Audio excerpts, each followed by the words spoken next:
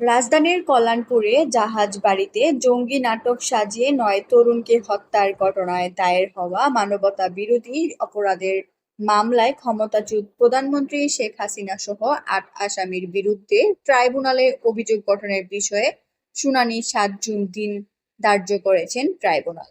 বুধবার আন্তর্জাতিক অপরাধ ট্রাইব্যুনাল ১ দিন ধার্য করেন। ট্রাইব্যুনাল ১ এর চেয়ারম্যান বিচারপতি মোহাম্মদ গোলাম মর্তুজা মজুমদারের নেতৃত্বাধীন ৩ সদস্যের বিচারিক প্যানেল এ দিন ধার্য করেন।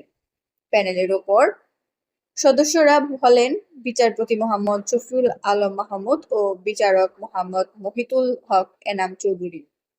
ট্রাইব্যুনালে আজ প্রসিকিউশনের পক্ষে শুনানি করেন প্রসিকিউটর শাইখ মাহাদি। তিনি এ মামলায় অভিযোগ গঠন শুনানির জন্য আরও ১ মাস সময়ের আবেদন করেন। পরে আগামী ৭ জুন দিন নির্ধারণ করেন ট্রাইব্যুনাল। এর আগে ৬ এপ্রিল এ শুনানি হওয়ার কথা ছিল, তবে আবেদনের পরিপ্রেক্ষিতে তা পিছিয়ে দেন আদালত। গত ৮ মার্চ এ মামলায় পলাতক ৬ আসামির পক্ষে স্টেট ডিফেন্স নিয়োগের আবেদন করেন prosecutor Gazi M H Tamim.